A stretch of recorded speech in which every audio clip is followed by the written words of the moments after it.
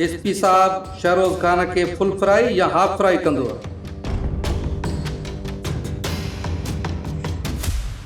अच्छा साईं मां ॻोठ केॾे हलंदासीं?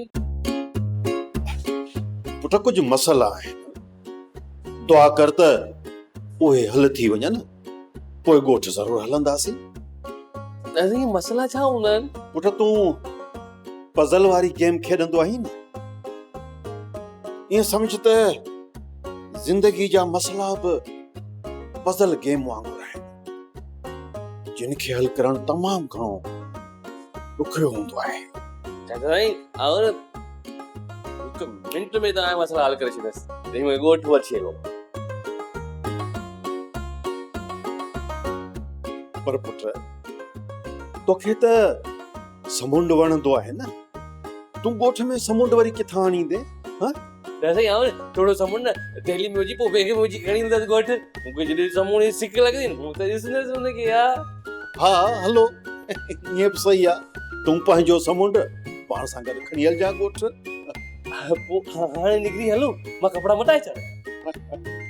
अरे बाबा, आऊं शहर में कंहिं कम सां आयो आहियां, उहो कमु करे वठां त पोइ ज़रूरु ॻोठ हलंदासीं।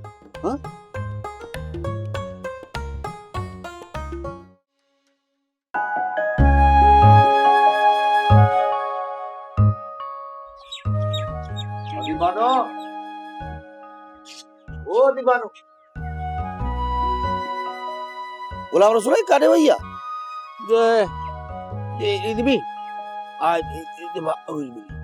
ॿाहिरि वई आहे त पोइ इहा पक चाचे शाम जो दौरनि जे घर वई हूंदी ढूमो हणण। जेसीं छोकिरीअ ॾे चकर न ॾे तेसिताईं सुकून थोरो ईंदुसि। यार गुलाम रसूल सच पुछी न। अस्सलाम वालेकुम।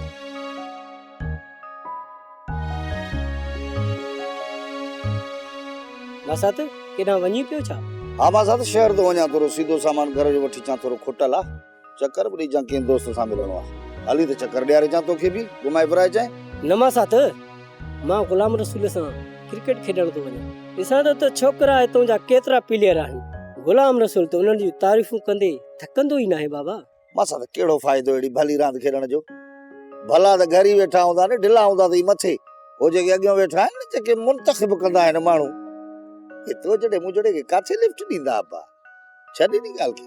मसात ईअं न सोचिजे, मुक़ाबले खां अॻु में जो हाराइण जी सोचींदो तूं अॻे ई हाराए वेंदो।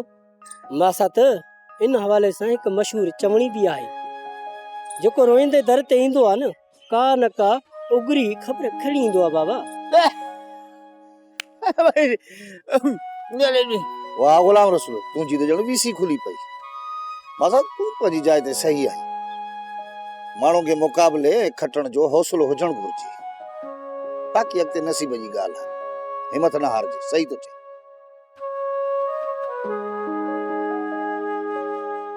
वेरुन जी वस्ती, वेरुन जी वस्ती। सब्सक्राइब कयो असांजो official YouTube channel Sindh TV HD drama ऐं वधीक अपडेट लाइ बेल आइकन खे क्लिक करियो।